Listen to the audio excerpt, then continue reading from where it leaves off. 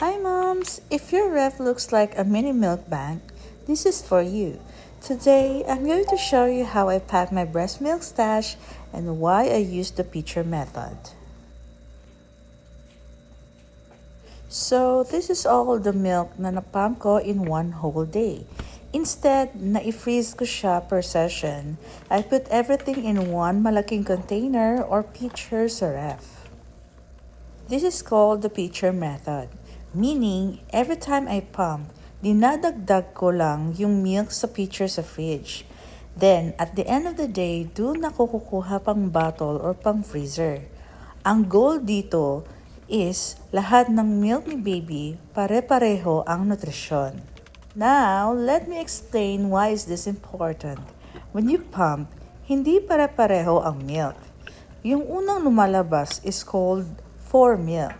Mas watery siya, pang-hydrate ni baby. Then later on, lalabas yung hind milk.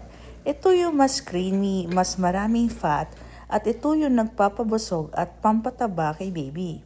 Makikita ninyo minsan, may parang cream layer sa taas. Yan yung fat. Magkaiba ang pump sessions na i-freeze ko. Yung isang bag baka puro for milk. Yung isa naman is puro hind milk. So, pwedeng maging fuzzy si baby, magutom agad o magka-tummy issues.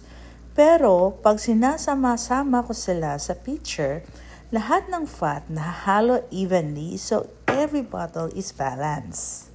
Now, I just pour from pitcher, lagay sa milk bags, label the date, then freeze. Pitcher method means balanced milk, less waste, and a happier baby. Follow for more mommy and pumping tips.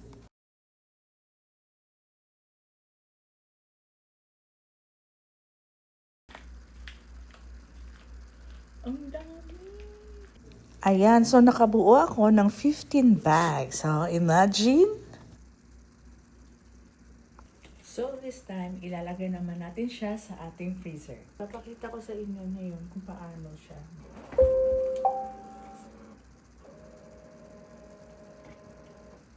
So, ilalagay na natin siya.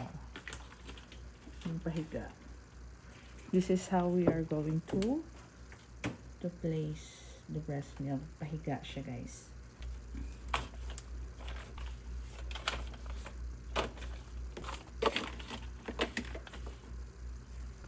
So, this is how I store my breast milk on sa freezer. So, this is how it looks like sa freezer. Dapat nakapahiga siya para yung